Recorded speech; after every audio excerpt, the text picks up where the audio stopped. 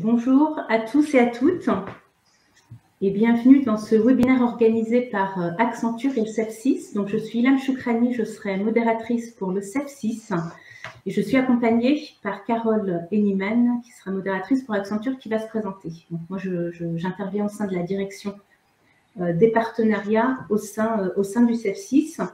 Et donc, bienvenue à ce webinaire, donc construire une culture de la cybersécurité, approche et clés de succès. Donc, ce webinaire va se dérouler selon l'agenda suivant. Une rapide introduction où nous vous présenterons le CEF6 Accenture et notre partenariat. Nous laisserons ensuite la parole à Rachel et Sandrine. Bonjour et bienvenue. Deux expertes aux compétences complémentaires qui vous apporteront leur éclairage sur cette thématique. Et puis enfin, nous conclurons ce webinaire par une session de questions-réponses d'environ un quart d'heure. Donc, vous avez à votre disposition un chat sur votre droite, ainsi qu'une rubrique questions. Nous vous invitons tout au fil du webinaire à poster vos questions et nous aurons du coup une session de questions-réponses qui sera animée par Caroline. Donc, je propose de démarrer par la carte d'identité de nos organisations respectives. Donc, pour le CEF6, une organisation, donc association, loi 1901, créée en 2016, qui a vocation à promouvoir les métiers de la cyber auprès des femmes qui à la fois y travaillent ou qui souhaitent y accéder, et qui porte 4 missions essentielles, donc sensibiliser à l'usage sécurisé du numérique ou à la parité, promouvoir à la fois les métiers mais aussi les femmes dans ce secteur-là qui ne sont pas toujours visibles, former et accompagner au travers de dispositifs de mentorat, et puis apporter un éclairage, et c'est le sens du webinaire d'aujourd'hui, sur des enjeux clés du secteur de la cyber. Donc, association qui regroupe un peu plus de 400 adhérents, qui est membre associé du campus cyber et qui intervient un peu partout en France, dans les principaux bassins d'emploi de la cyber en France. Caroline, je te laisse présenter Accenture. Merci beaucoup, Ilham. Bonjour à tous et toutes. Donc, enchantée d'être ici présente.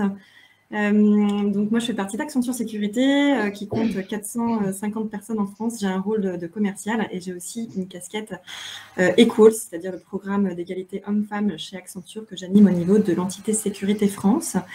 Donc Accenture aujourd'hui en France c'est plus de 8000 personnes dont 450, donc c'est une grosse entité chez nous.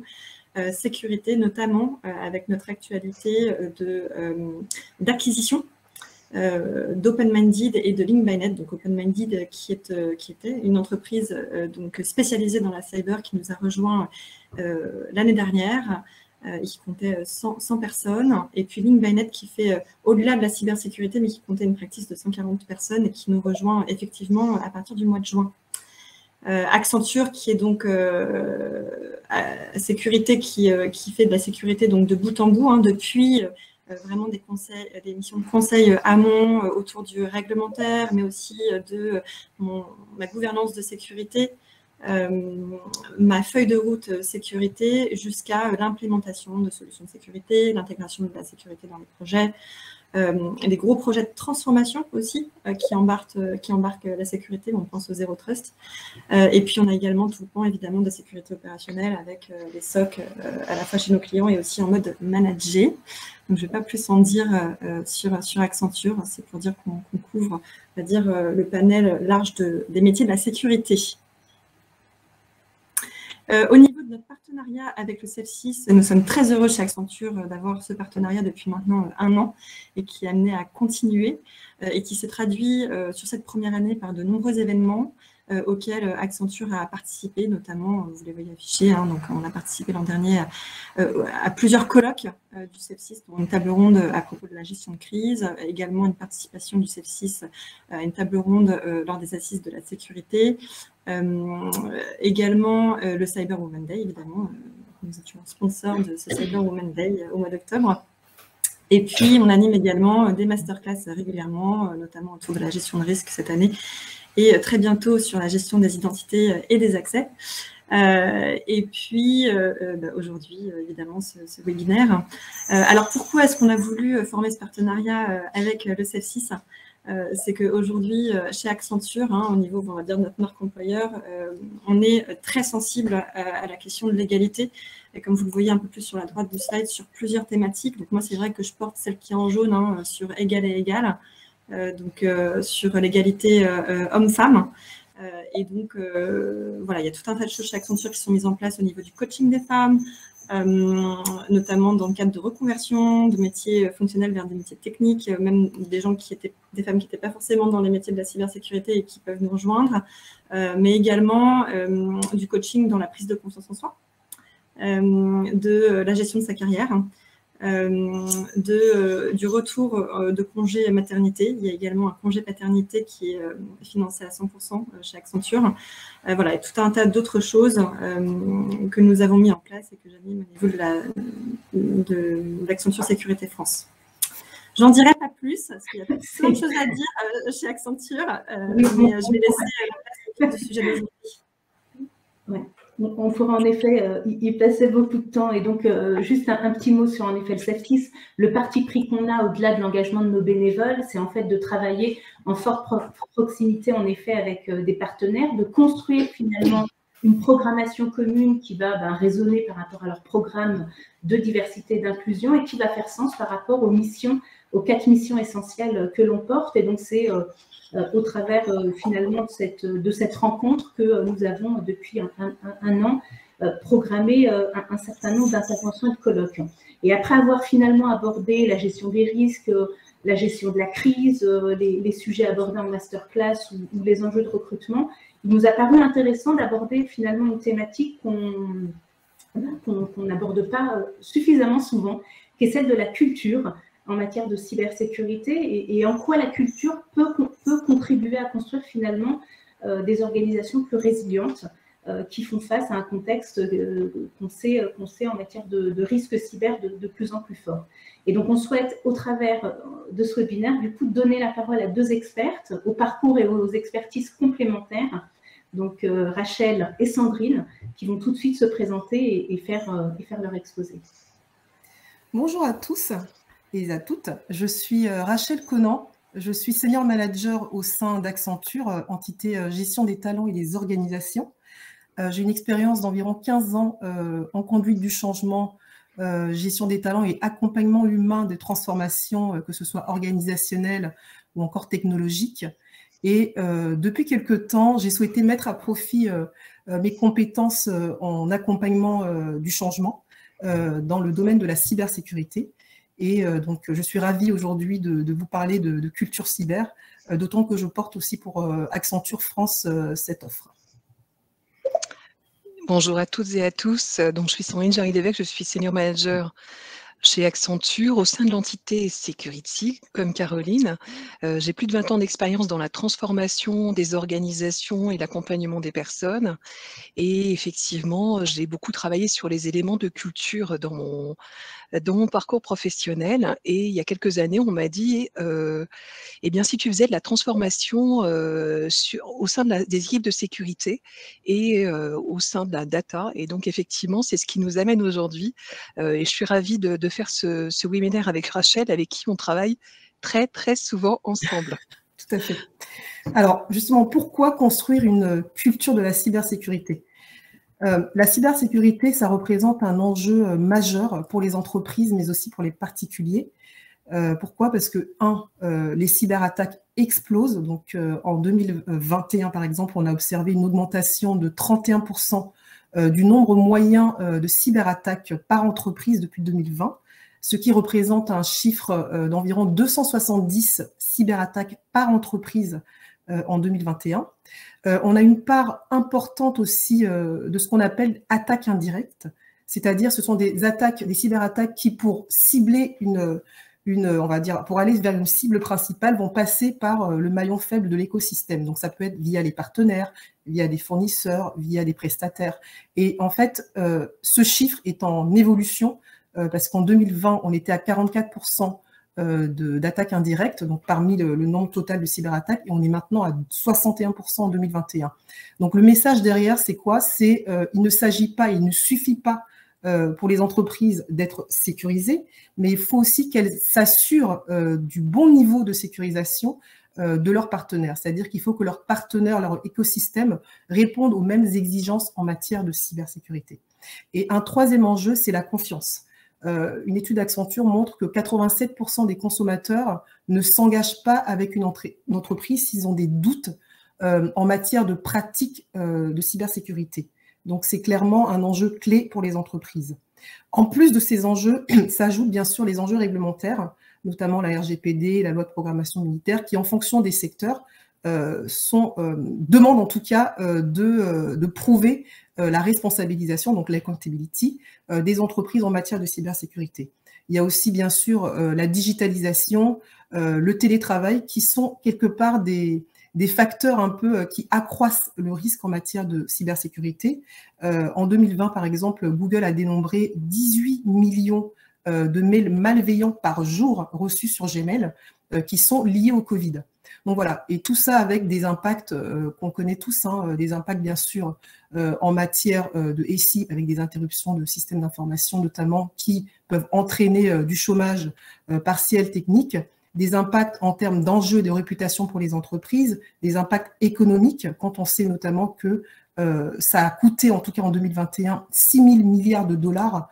Donc, il s'agit d'un coût mondial, hein, bien sûr, qui a été estimé en 2021 par Accenture, et bien sûr des enjeux humains, enfin des impacts humains.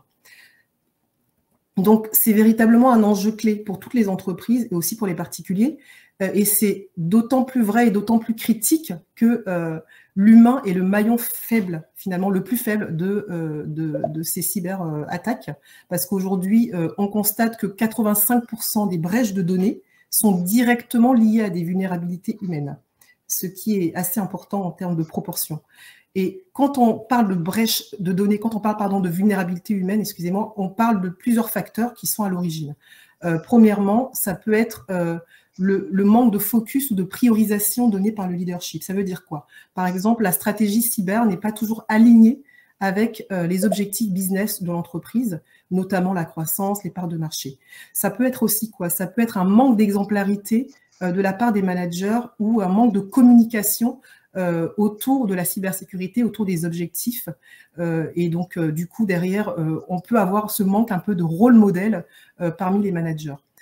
Deuxièmement, qu'est-ce qui explique ces vulnérabilités? On a un manque de sensibilisation ou de formation des collaborateurs ou même des équipes IT. Par exemple, certaines entreprises, en tout cas, mènent des campagnes de sensibilisation, mais très souvent, ça peut être du générique et pas suffisamment adapté aux enjeux de l'entreprise ou même aux évolutions des attaques, parce qu'aujourd'hui, les attaques évoluent très vite. Les mails de phishing sont de plus en plus, par exemple, difficiles à reconnaître. Donc, avoir des sensibilisations trop génériques ou peu adaptées au contexte ou à l'évolution aussi des attaques n'est pas forcément pertinent. Et donc, il est nécessaire vraiment d'avoir des sensibilisations contextualisées et des formations aussi adressées à l'équipe IT. Parce que dans ces 85%, il y a aussi des erreurs de code. Et ça, c'est de l'humain. Et troisièmement, on a un manque de responsabilisation des employés. On peut entendre parfois certains employés qui disent la sécurité, bon, la cybersécurité, c'est l'affaire de l'IT, c'est l'affaire de la sécurité, mais je ne me sens pas concernée. Et ça, ce sujet de accountability est clé pour créer une culture de la cybersécurité.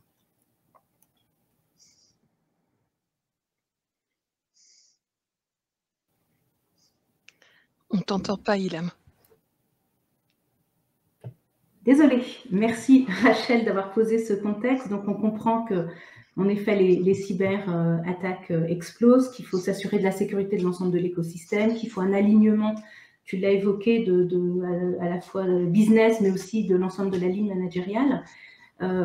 Sur la base de vos retours d'expérience, parce que c'est ça aussi qui est intéressant, comment on s'y prend pour finalement faire en sorte d'ancrer dans les comportements un changement en termes de culture cyber? Alors déjà, effectivement, on a indiqué que que la cybersécurité est un enjeu majeur et que le maillon faible était la personne en elle-même. Et effectivement, pour travailler sur le caractère personne, il faut prendre en compte et travailler avec l'ensemble des parties prenantes. Donc, on travaille sur 2 niveaux dans les parties prenantes, l'individu au sein d'un collectif. Pourquoi? Parce que les pratiques et les risques sont individuels, on le verra, mais le risque, lui, est collectif, comme l'a expliqué tout à l'heure Rachel, à travers l'entreprise ou l'écosystème. Donc là, on fait un zoom sur 3 parties prenantes structurantes. L'équipe de direction. L'équipe de direction, pour elle, la sécurité, et on l'a vu dans toutes les études qu'on utilise assez souvent, elle s'intègre et elle doit s'intégrer dans le business de l'entreprise. Les entreprises qui sont cyber résilientes sont celles qui ont réussi à aligner leur stratégie cyber au sein de leurs objectifs business de l'entreprise, à la fois en termes de croissance et de part de marché. Plus le management et les équipes de direction auront pris conscience et compris les enjeux, les risques, les impacts de la sécurité dans leur secteur et dans leur entreprise, plus ces équipes et ce management seront en mesure d'expliquer ces enjeux, ces impacts, ces risques et d'en défendre l'importance auprès de leurs équipes et également, comme l'a dit tout à l'heure Rachel, de montrer l'exemple par rapport à ça. Donc, les enjeux, Rachel en a cité quelques-uns tout à l'heure, il y a les enjeux d'usage avec la perméabilité vie pro, vie professionnelle, le développement de la mobilité au sein de l'entreprise qui accroît les risques, la carte ticket restaurant sur le téléphone, les commandes de billets de train ou d'avion, l'enjeu de confiance, que ce soit en B2B ou en B2C, les nombreux enjeux économiques et financiers. Rachel l'a dit tout à l'heure, 6 000 milliards de dollars de coût annuel des attaques au niveau mondial, ça se traduit aussi au niveau de chaque entreprise. Sur les enjeux réglementaires qui imprègnent aussi le business de l'entreprise, ça touche bien sûr tous les secteurs d'activité.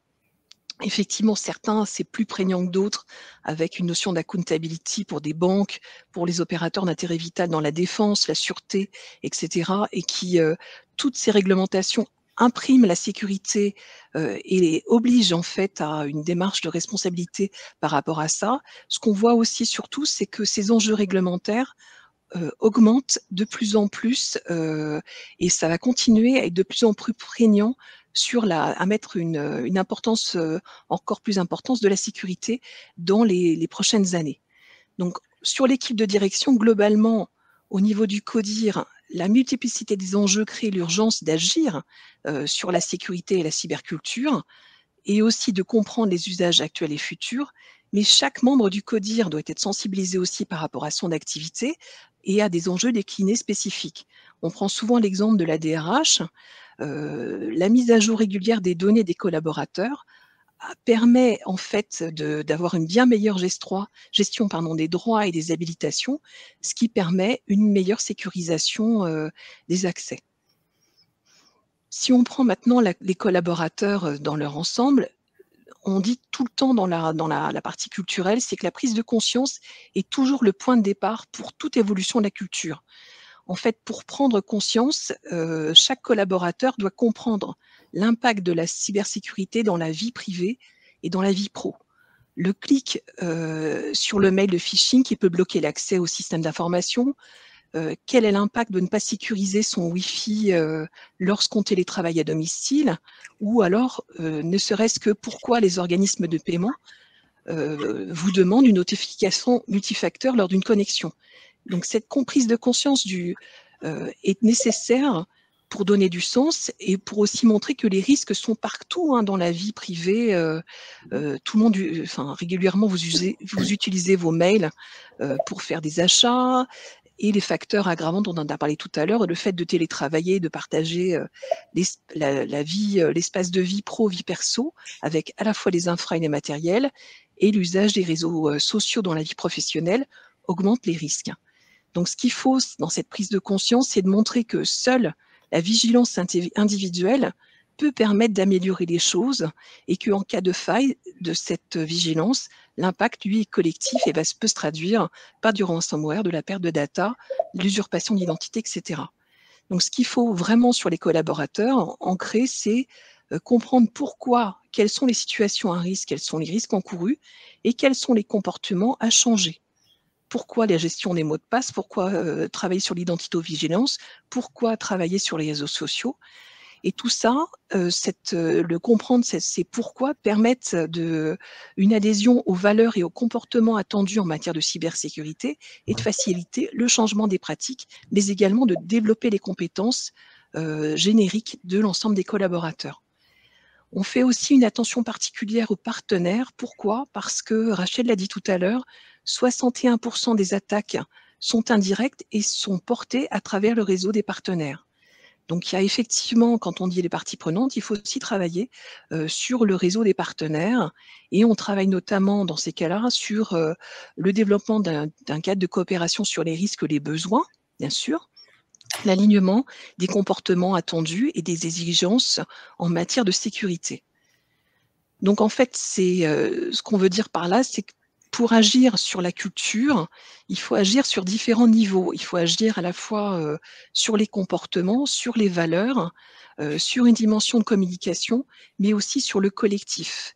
Et Rachel, je te laisse la main pour décrire l'approche. Tout à fait, merci Sandrine. Justement, pour créer et ancrer cette culture de la cybersécurité, on a une approche en 3 temps qui va démarrer par une identification du niveau de risque. En fait, l'évaluation du niveau de risque va permettre d'avoir un plan d'action qui va être personnalisé, voilà, par catégorie en tout cas de population, au sein même des 3 populations qu'avait proposé Sandrine.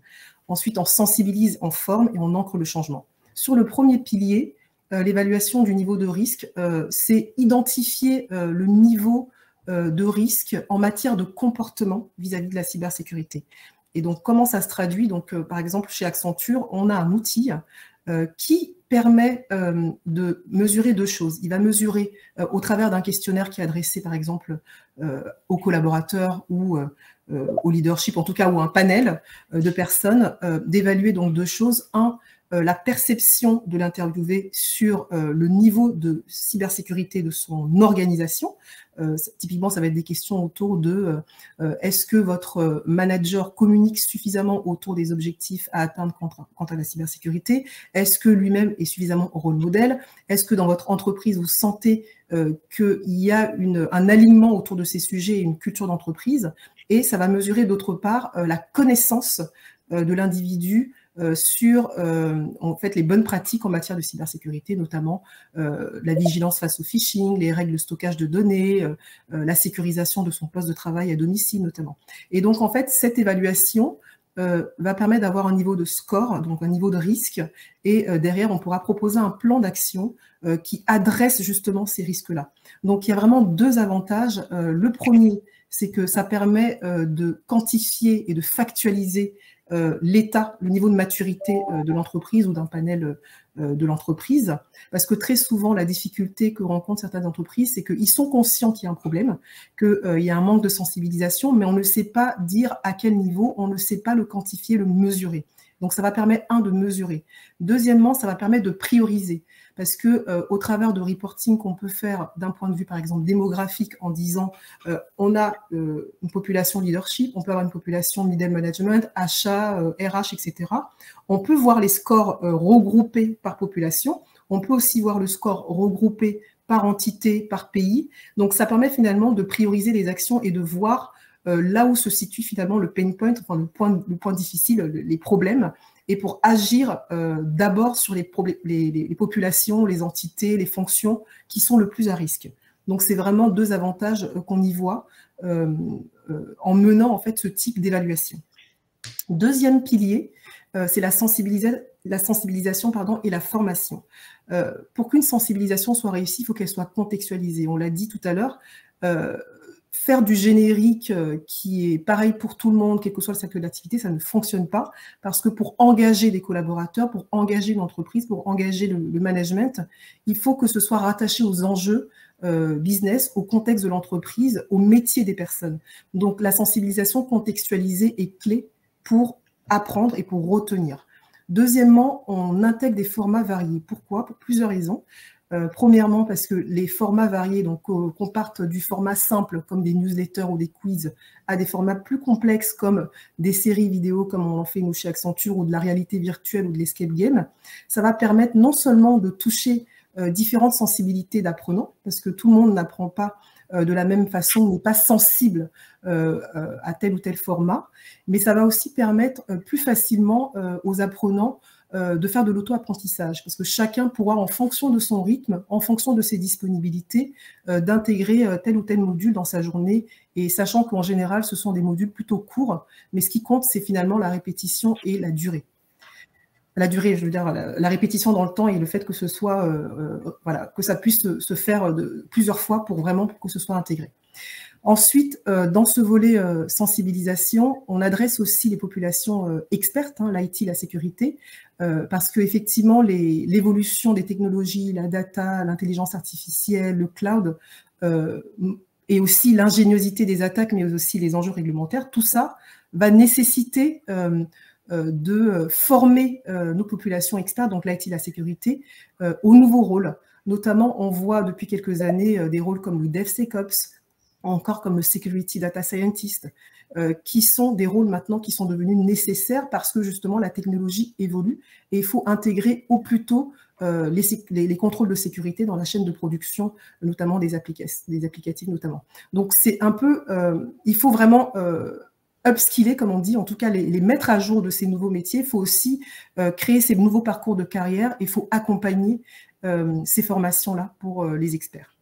Et le pilier 3, on est plutôt sur, une fois qu'on a sensibilisé, formé, on peut ancrer le changement dans la durée. Et c'est via plusieurs leviers, hein, on peut réaliser du coaching managérial notamment pour vraiment faire prendre conscience, mais non seulement faire perdurer les bons comportements au niveau des managers, notamment au travers de jeux de rôle, mais qui soient très contextualisés par métier. On peut créer des challenges, ce qu'on a l'habitude de faire, ce sont des challenges journaliers pendant 1 mois, qui vont permettre, par la répétition, via des quiz, via des petits jeux, des mini-formations, d'apprendre ces nouveaux comportements, mais dans un environnement ludique et de compétition saine, parce que ça crée de l'engagement, et aussi le fait de reconnaître, donc d'avoir des rewards, des cadeaux, de la reconnaissance managériale, ça donne aussi envie d'apprendre.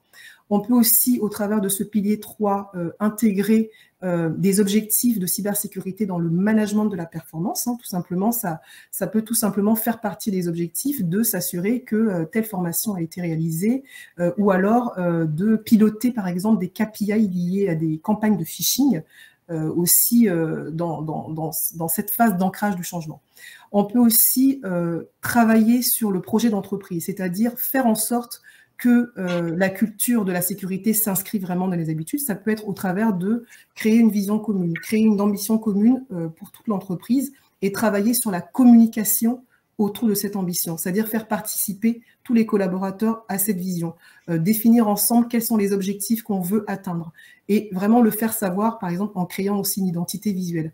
Donc, c'est tous ces types d'actions, finalement, qui favorisent l'ancrage du changement et qui vont permettre dans la durée de créer une culture de la cybersécurité.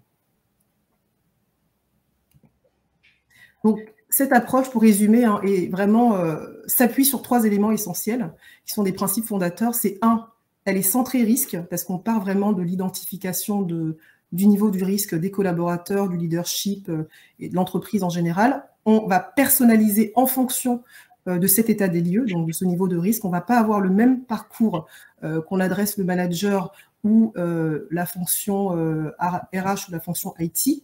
Et bien sûr, elle est orientée résultat parce que dans l'ensemble de ces piliers que je vous ai présentés, de ces 3 piliers, on a toujours des indicateurs de mesure, que ce soit sur le pilier 1 avec l'outil d'évaluation, donc on a déjà cet élément qui permet de mesurer le niveau de risque. Le pilier 2 avec la sensibilisation formation, on peut au travers de quiz, par exemple, mesurer le niveau des acquis, mais aussi s'assurer de la complétude des réalisations des formations. Et enfin, sur le pilier 3, au travers des coachings managériaux, on peut aussi récolter des feedbacks, par exemple, des équipes sur un peu l'évolution du comportement aussi de leur manager. On peut, au travers des challenges aussi qui sont réalisés, mesurer aussi les acquis dans le temps. Donc, c'est vraiment important voilà, d'intégrer ces 3 dimensions dans cette approche. En tout cas, de fait, elle intègre ces 3 dimensions, mais c'est important de rappeler pour, en tout cas, réussir l'approche. Okay. Ce que je retiens, c'est en effet la nécessité d'adresser l'ensemble de l'écosystème de confiance. Hein. Vous l'avez évoqué, équipe de direction, collaborateurs, parties prenantes. Le fait d'actionner, tu viens de le dire, des plans d'action personnalisés qui vont être adaptés à l'évaluation des risques et au format d'apprentissage des différentes populations. Puis le 3e point que j'ai retenu, que je trouve en effet intéressant, et qui est probablement un des axes les plus difficiles, c'est faire prendre conscience et créer l'électrochoc de la nécessité de changer d'un point de vue culturel et réussir à obtenir des résultats Qu'est-ce qui fait, donc, est-ce que vous pouvez partager avec nous des exemples concrets de situations auprès de clients? Qu'est-ce qui fait qu'in fine, il y a des contextes et des environnements où la greffe, elle prend, et puis d'autres où, malgré ça continue à être extrêmement difficile? Tout à fait. Effectivement, de notre expérience, on retient 6 facteurs clés de succès pour ancrer cette culture de la cybersécurité. En tout cas, pour nous, le premier élément, ça va être vraiment le sponsorship et la mobilisation des équipes de direction, du leadership. Effectivement, si le leadership lui-même n'est pas sensibilisé, n'a pas perçu en tout cas l'importance du sujet ou n'est pas en mesure lui-même de démultiplier, c'est compliqué. Donc, typiquement sur des projets qu'on mène, ce qu'on a l'habitude de faire, ce sont des sessions de sensibilisation dédiées où là, on fait réfléchir vraiment les membres des top leaders, en tout cas autour des enjeux pour leur secteur, mais aussi autour de la notion de rôle modèle. C'est-à-dire qu'on prend vraiment chaque cas, chaque top C-level, et on travaille avec eux pour leur métier, à quoi il faut vraiment sensibiliser les équipes. Typiquement, Sandrine a parlé tout à l'heure de la DRH. Effectivement, si les données de départ ou d'arrivée d'un nouveau collaborateur ne sont pas mis à jour, derrière, on n'a pas forcément le badge qui est accessible ou le PC qui est prêt.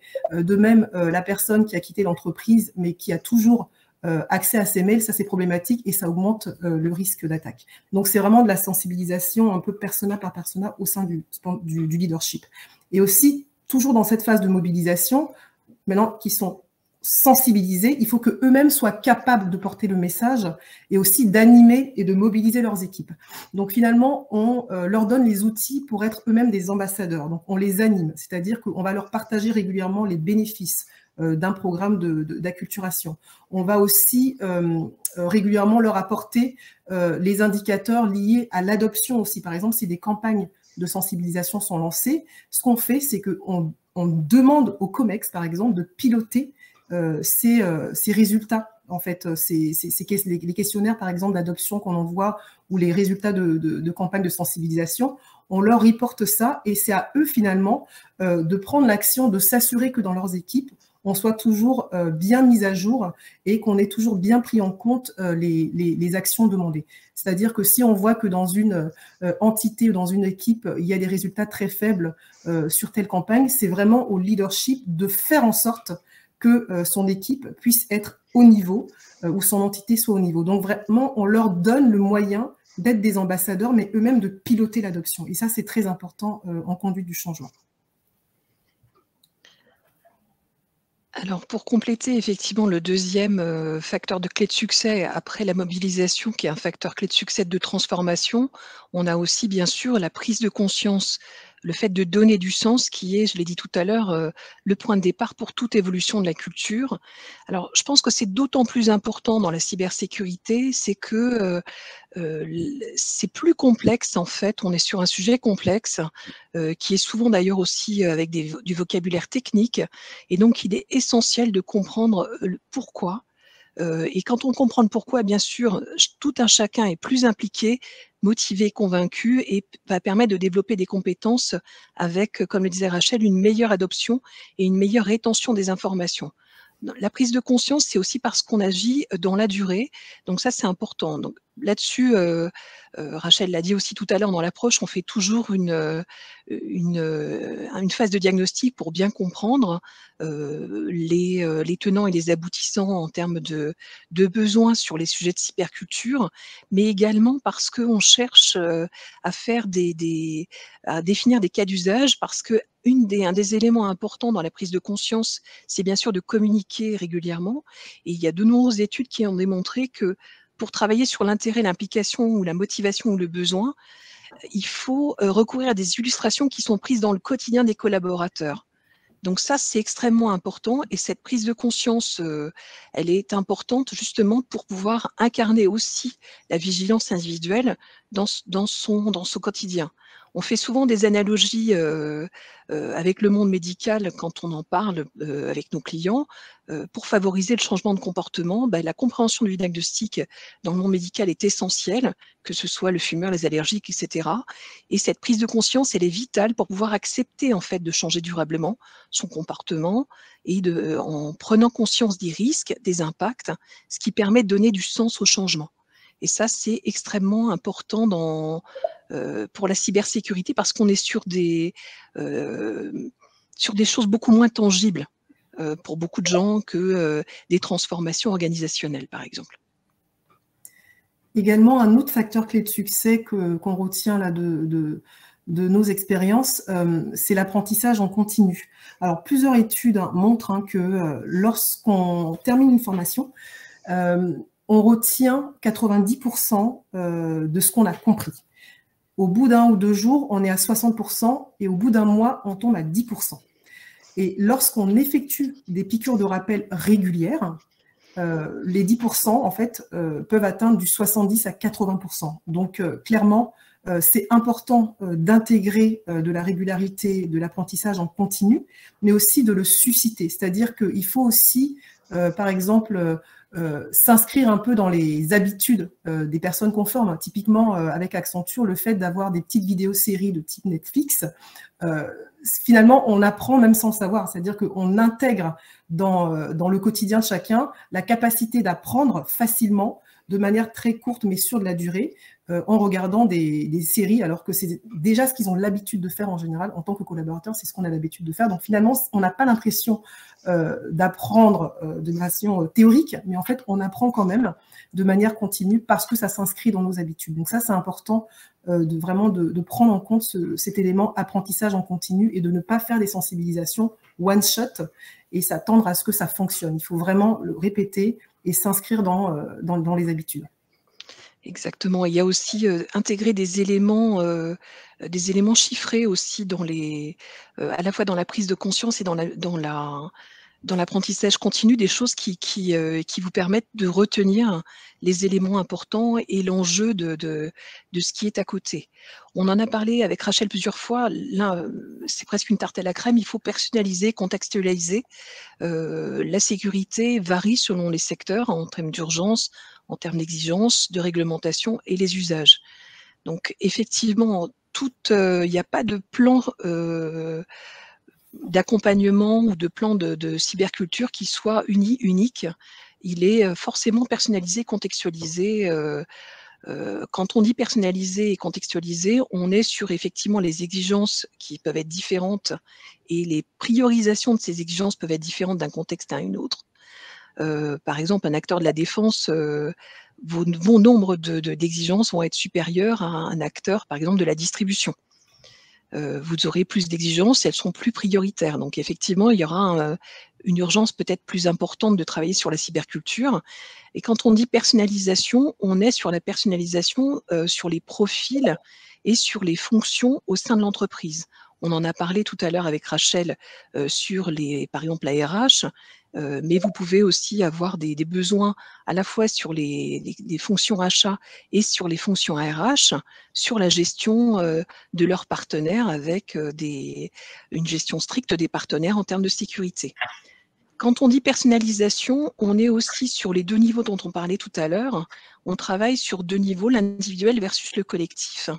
Et cette dimension, elle est très importante de bien travailler sur les 2 niveaux dans le changement culturel pour pouvoir l'inscrire dans la durée. On doit effectivement travailler sur les individus, mais on doit travailler aussi et ne pas oublier le collectif pour pouvoir construire aussi une culture d'entreprise sur la cybersécurité. Enfin, le dernier point qu'on mentionne souvent, c'est que ce qui est un peu spécifique à la cybersécurité, c'est que c'est quelque chose qui évolue très fortement dans le temps. Je prends juste un exemple. Il y a 3 ans, quand on parlait juste de phishing, 3 ans plus tard, on parle maintenant de smishing et de vishing. Par exemple, moi, j'ai été confrontée à un vishing hier sur mon téléphone. On m'a appelé pour essayer de m'extorquer mes données personnelles. Donc, il y a toutes ces évolutions des menaces qu'il faut prendre au fur et à mesure et intégrer dans la culture de cybersécurité. Effectivement, ça va dans le sens de communication accessible et positive, comme dit Sandrine. C'est que, en fait, pour aussi ancrer la culture, il faut en fait rendre accessible et compréhensible un peu tous ces langages qu'on peut avoir et qui sont parfois très techniques dans la cybersécurité. Je donne l'exemple d'un projet de sécurisation de l'infra que j'ai mené. Et en tant que moi, côté équipe conduite du changement, et les équipes techniques nous disent, par exemple, bon là, on va déployer Microsoft Defender pour les endpoints. Donc là, forcément, quand on n'est pas forcément de la technique, c'est compliqué. D'où la nécessité de vulgariser. Et vulgariser, c'est tout simplement apporter une définition claire et apporter les bénéfices de ce que va déployer, par exemple, les équipes IT. Donc concrètement, le Microsoft Defender pour les endpoints, c'est quoi? C'est une solution qui va permettre de gérer et de centraliser en fait la gestion des mises à jour des antivirus de nos portables, de notre poste de travail, de manière voilà, à avoir toujours les updates à temps notamment. Donc c'est vraiment réussir à traduire et à vulgariser aussi parfois un langage très technique ou qui peut faire peur, ou un domaine qui peut faire peur à certaines personnes, à dédramatiser aussi oui, ça, et à vraiment communiquer sur vraiment le positif et le bénéfice de ce qu'on apporte. Et notamment, vraiment l'idée de ne pas dramatiser les choses, de pas... il y a des communications qui sont souvent un petit peu dramatiques et qui peuvent faire peur.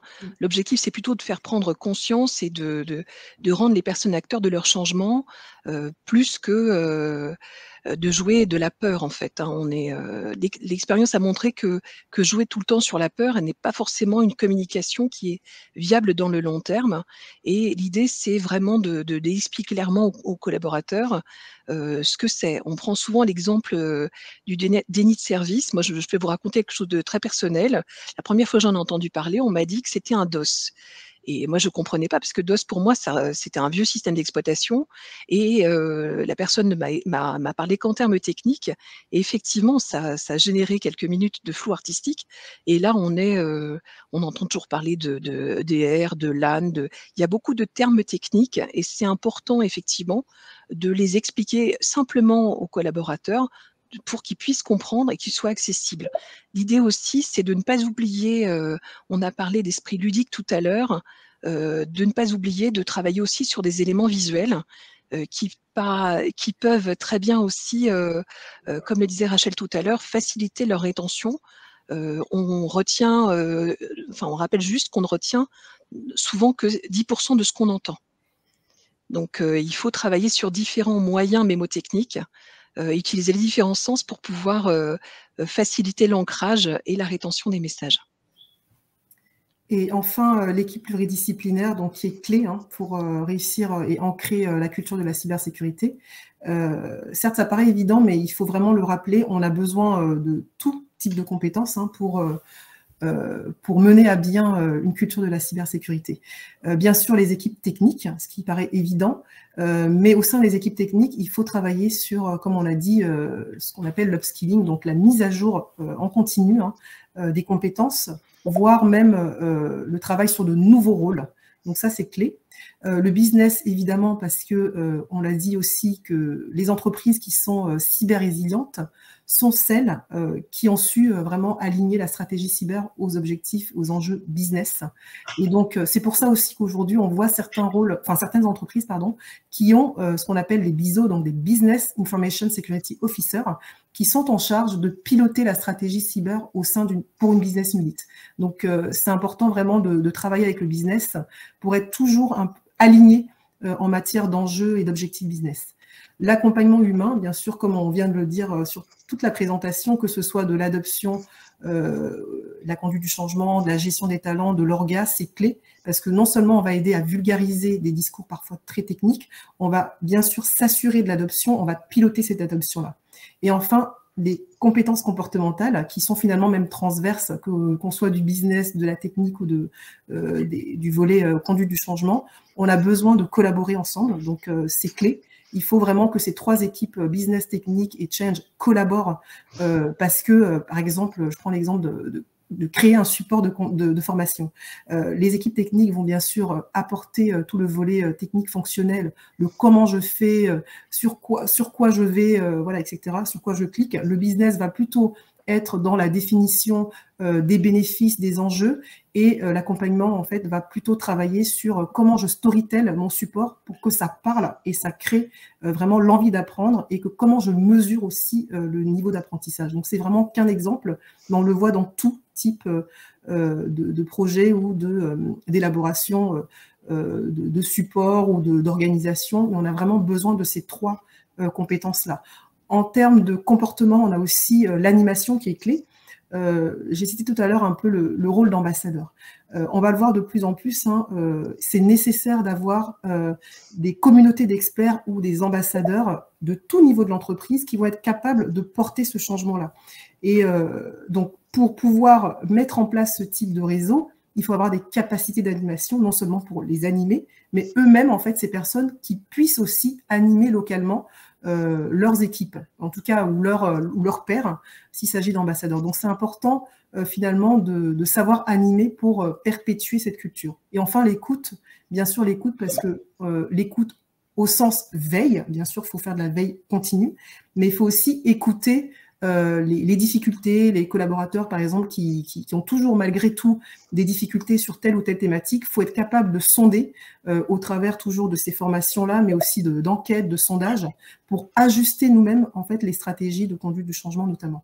Donc, c'est vraiment important d'avoir ces quatre, on va dire, typologies de compétences, parce que c'est très complémentaire pour mener à bien des programmes de transformation culturelle d'un point de vue cybersécurité dans les entreprises. Merci.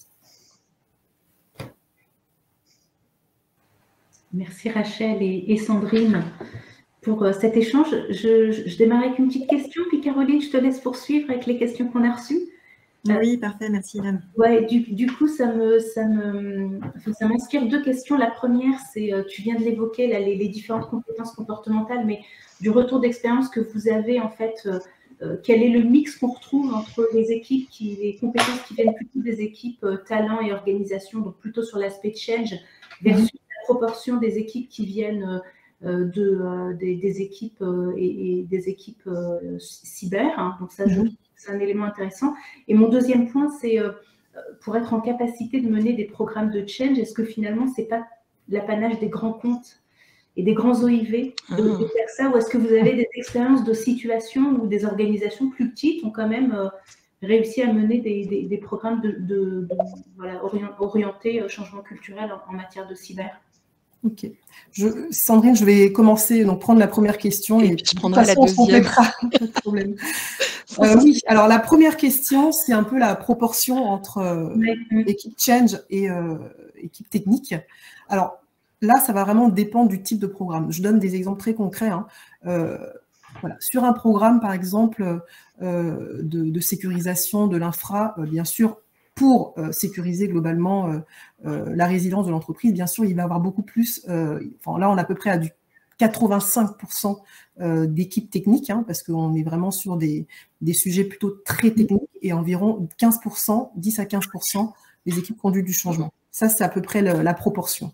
Après, si l'angle d'attaque est d'abord de faire de la sensibilisation, parce que là encore, nous, on a présenté la vue globale de tout ce qui peut être fait, mais parfois, les entreprises ne vont pas prendre tout d'un coup. Ils vont se dire, bah, nous, voilà notre besoin, ça sera peut-être sécuriser l'infra parce qu'on vient d'avoir une attaque, etc. Donc, on va investir là-dessus. D'autres vont, à l'inverse, peut-être vouloir faire de la sensibilisation parce qu'aujourd'hui, ça n'a pas été suffisamment efficace, etc. Pour de la sensibilisation, pour le coup, on est quand même plus sur des équipes conduites du changement qui sont plus importantes. Donc là, on est plutôt sur du 60-40, même du 70-30% de change. Donc, quand je dis change, je fais globalement la partie accompagnement humain et du 30 à 40% des équipes sécurité parce que, bien sûr, il faut avoir l'expertise technique aussi qui est associée. Donc, c'est pour donner quelques exemples, mais là encore, ça dépend des projets. Donc, j'ai donné vraiment 2 projets différents. Mais idéalement, hein, si on dit qu'on veut englober les 3 étapes de l'évaluation du risque, de la sensibilisation de la formation et l'ancrage culturel, je pense qu'il faut avoir une répartition à peu près équitable pour le coup, parce qu'à chaque étape, on a vraiment besoin d'un mix de ces compétences-là. Donc voilà, je ne sais pas si ça répond à la question, mais ça donne des éléments. Alors sur la deuxième partie de ta question, Ilham, c'était en fait, sur la taille des entreprises qu'on accompagne. Tout à l'heure, Caroline soulignait à fort propos que bien souvent, des clients nous contactent parce qu'ils ont eu une attaque de cybersécurité où ils ont été condamnés par la CNIL avec des sanctions sur différents sujets. Il y a, en fait, il n'y a pas forcément de taille. On a accompagné aussi, moi j'ai personnellement accompagné des startups sur le sujet parce que leur métier faisait que les risques étaient importants et que, notamment pour les startups, pour pouvoir avoir des montées de fonds suffisantes et avoir une pérennité au-delà d'une certaine expérience, il leur fallait démontrer justement leur accountabilité et la gouvernance et tous les programmes qu'ils avaient pu monter. Et c'est vrai que, de mon point de vue, évidemment, la réglementation, elle est très forte pour certains et ça pousse, soyons concrets, ça pousse à la montée de ce genre de programme, mais la prise de conscience, elle existe aussi dans des acteurs plus petits, et notamment, c'est vrai qu'on a beaucoup travaillé avec des acteurs qui travaillent sur de la biométrie, par exemple, des nouvelles technologies en lien avec de la biométrie, mais d'autres, pour lesquels on devait travailler aussi bien sur la notion de privacy que sur la notion de cybersécurité. Donc, je pense que c'est pour un peu tout le monde, oui, effectivement. Le risque, de toute manière, existe, on l'a dit, quelles que soient les tailles. Merci Sandrine. Peut-être je compléterai en disant que moi, mon point de vue en tout cas, c'est que sur les PME, PMI, en effet, là, on a peut-être un manque de budget et ce sont des entreprises qui sont très vulnérables puisque n'ont pas forcément pris le sujet. Voilà.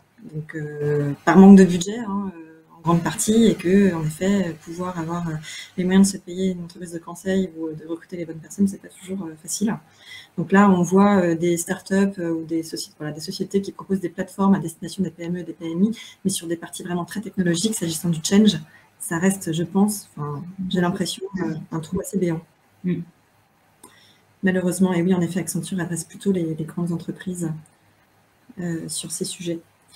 Moi, je vais me permettre de continuer avec les questions. Et on n'a pas été très friands en questions dans l'auditoire. N'hésitez pas, c'est encore temps, profiter de notre présence.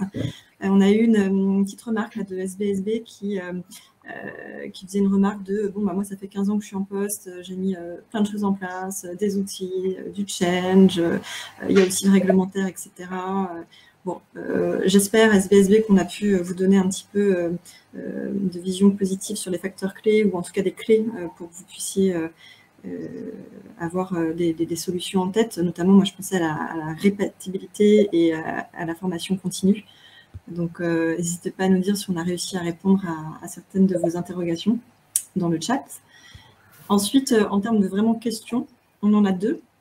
Je vais commencer par la première, qui est que, comme vous le soulignez, on constate effectivement beaucoup de tentatives d'attaque ciblant les VIP des entreprises, mais qui ne sont pas forcément des managers. Donc, êtes-vous amené à mener des actions prioritaires de sensibilisation de ces acteurs? Rachel, tu parles peut-être de ton expérience. Alors, pardon, tu peux répéter la question? Je n'ai pas compris. En fait, cible qui? Pardon, j'ai les VIP. Ah, d'accord. En fait, il y a des tentatives en effet d'attaque ciblant des VIP, il y en a beaucoup. Oui. Mais alors, apparemment, donc, ce que dit Gaëlle, c'est que ce ne sont pas forcément des managers. Ah, d'accord. Et donc, comment est-ce qu'on est amené, finalement, à mener des actions prioritaires de sensibilisation de ces acteurs? Est-ce qu'il y a des choses particulières vis-à-vis de ces acteurs-là?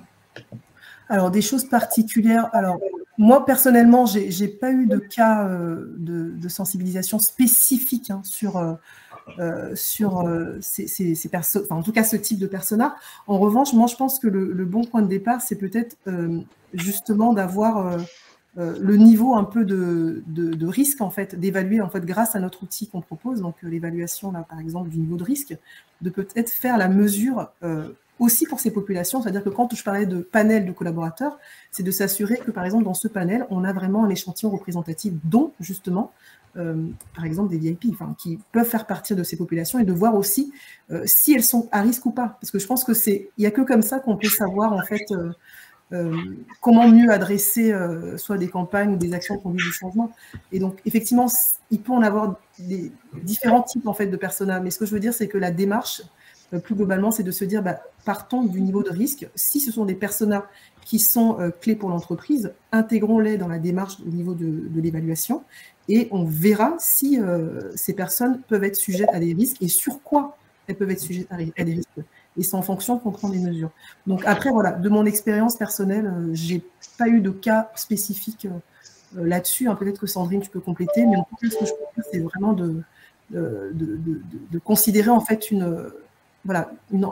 un échantillon représentatif. Donc si ça fait partie des points représentatifs pour telle ou telle entreprise, il faut vraiment l'intégrer dans la phase de départ.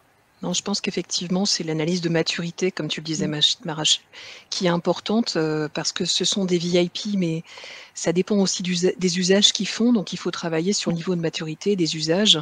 Et bien souvent, même pour les managers, les plans d'action sont personnalisés. Hein. On ne l'a peut-être pas assez mentionné, mais les plans d'action, ils sont en fonction des risques qui ont été mentionnés et on sensibilise en fonction justement de ces risques prioritaires et les actions sont faites par rapport à ça. Merci à vous. Je vais passer à la deuxième question également de Gaëlle qui dit que j'ai longtemps accompagné des entreprises dans leur transformation organisationnelle et culturelle. Quelles spécificités voyez-vous dans les programmes d'accompagnement sur la culture en cyber? Alors, je vais peut-être la prendre, celle-là, Rachel. Alors, bonjour Gaëlle. Pour moi, il y a 3 spécificités dans cette... c'est déjà la complexité. On l'a vu, hein, la complexité. Qu'est-ce qu'on appelle cybersécurité? Où est-ce qu'on s'arrête?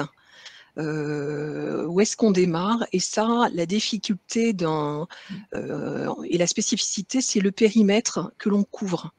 On couvre quand même un périmètre très large, de nombreuses personnes, et ça, c'est quelque chose en termes de complexité qui est une spécificité de mon point de vue. La deuxième que je citerai, c'est l'évolutivité. Là, on est sur quelque chose qui n'est pas stable dans le temps, alors que quand on est sur des transformations organisationnelles en général et culturelles, on peut avoir une roadmap qui est établie dans un temps certain et la décliner. Là, on est constamment obligé d'être sur, de réinterroger cette roadmap, réinterroger ce plan et de le faire évoluer en fonction des besoins et du business des entreprises. Il y a aussi un point qui est particulier sur notamment le risque cyber. C'est un mécanisme de défense et en termes de culture, c'est une approche culturelle qui est différente si on travaille sur les risques et les attaques que si on voit la cybersécurité plus sur la notion de data privacy, par exemple. C'est un mélange entre une évolution pour faire face à des attaques ou une évolution pour travailler sur des obligations réglementaires. Donc ça, c'est aussi un niveau de spécificité et qui génère notamment une complexité d'approche et c'est aussi une des raisons pour lesquelles on travaille avec des équipes pluridisciplinaires parce que notamment dans certains cas, on n'a pas mentionné dans les équipes pluridisciplinaires, mais moi, ça m'arrive très souvent de travailler avec des juristes et des avocats. Hein. Oui, bien sûr. Et pour compléter la réponse de Sandrine, un autre point, c'est quand même les partenaires. On vient de dire que 61% des cyberattaques passent par les partenaires. Alors que dans des démarches, on va dire un peu plus classiques, qui ne sont pas dans le domaine cybersécurité, on va être focus entreprise, entre guillemets. Là, la limite, elle n'est pas au niveau de l'entreprise. Hein. Elle est vraiment plus large que ça. Donc, il y a aussi cette spécificité-là à prendre en compte.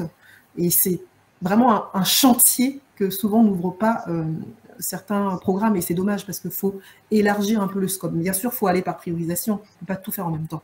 Mais il faut bien avoir dans la roadmap que l'exigence à avoir au niveau des partenaires est importante. Il faut aussi engager ça. La dimension écosystème, Exactement. On dit chez Accenture Secure Us to Secure Me. Exactement. C'est ça. On va prendre une dernière question, parce qu'il nous reste juste une minute. Donc, d'Annabelle, qui nous demande comment mesurez-vous l'impact des actions d'accompagnement au changement dans le domaine de la cybersécurité? Vas-y, si tu veux, vas-y Sandrine, et je compléterai. Vas-y, je serai dans l'autre sens. Oui, il y a plusieurs façons. Hein. Alors, le fait déjà, on a un premier point de départ qui est effectivement l'évaluation du niveau de risque. Mais ça, c'est pas du one shot. Hein. On va le répéter, par exemple, tous les 6 mois. Ce qu'on peut faire, par exemple, en général, cet outil, on le redéploie tous les 6 mois.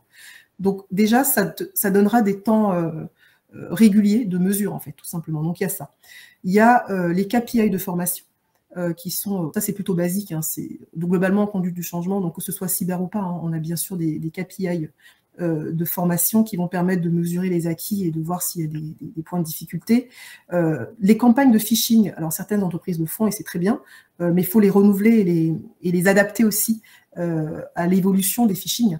Et donc ça, lancer des campagnes de phishing et piloter le taux de clic ou le taux de report, parce que ça aussi c'est demandé, il faut reporter lorsqu'on voit un phishing, ça c'est clé pour mesurer finalement la compréhension des règles de phishing, etc. Donc ce sont des exemples, mais il y en a d'autres, hein, mais ça permet en tout cas de mesurer l'adoption sur des programmes de cybersécurité.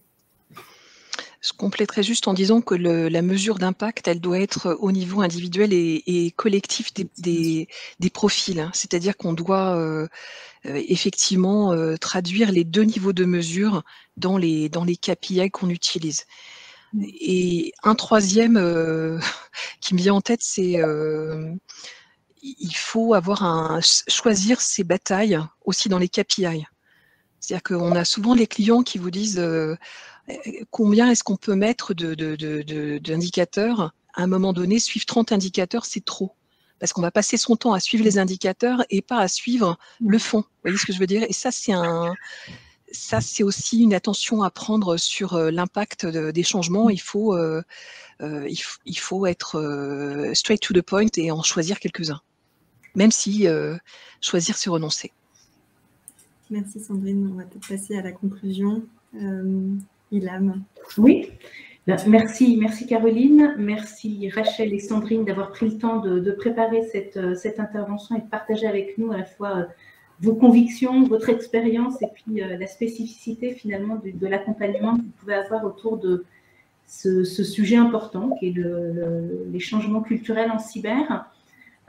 J'en profite pour vous dire qu'au niveau du CEF6, toutes les bonnes intentions qui veulent œuvrer pour la diversité sont les bienvenues, soit à titre individuel, donc vous avez l'adresse email, soit si vous faites partie d'une entreprise qui œuvre pour ces sujets de diversité, à la fois des parcours, des expériences et évidemment sur le sujet de la diversité de genre. On sera ravis d'étudier avec vous une collaboration commune pour faire en sorte en effet de diffuser finalement tous ces enjeux de la cyber et puis les activités et les sujets sur lesquels on a à interagir au quotidien face à un risque cyber qui est de plus en plus important. Merci à vous tous et puis à très bientôt.